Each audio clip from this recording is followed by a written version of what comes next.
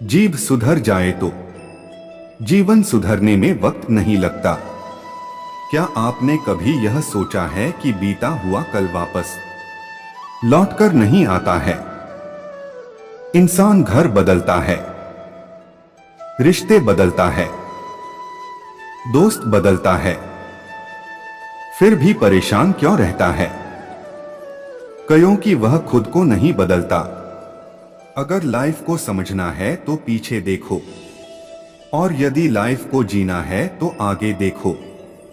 परखने लगोगे तो कोई अपना नहीं मिलेगा, समझोगे तो कोई पराया नहीं होगा।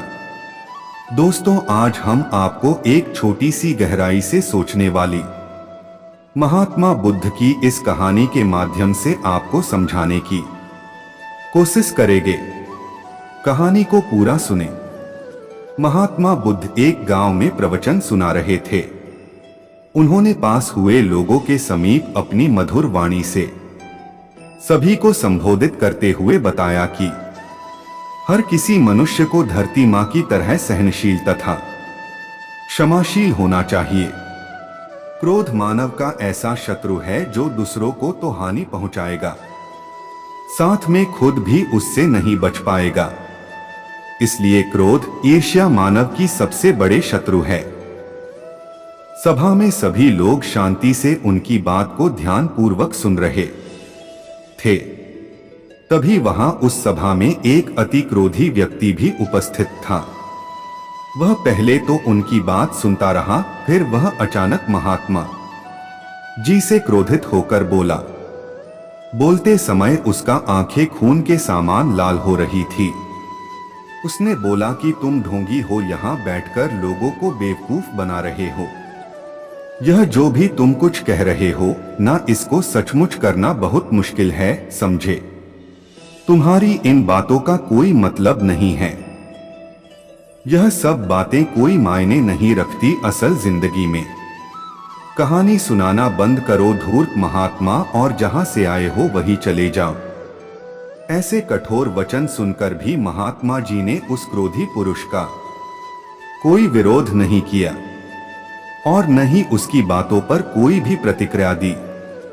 वह शांत रहे और अपना काम करते रहे, जिससे वह पुरुष और भी क्रोधित हो गया। उसकी समझ नहीं आया वह क्या करे। तब उस पुरुष ने महात्मा जी के मुंह पर थूक कर चला गया।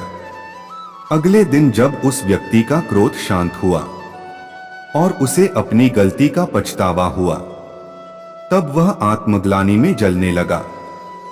और फिर उसने सोचा कि उस महात्मा से मुझे माफी मांगनी चाहिए।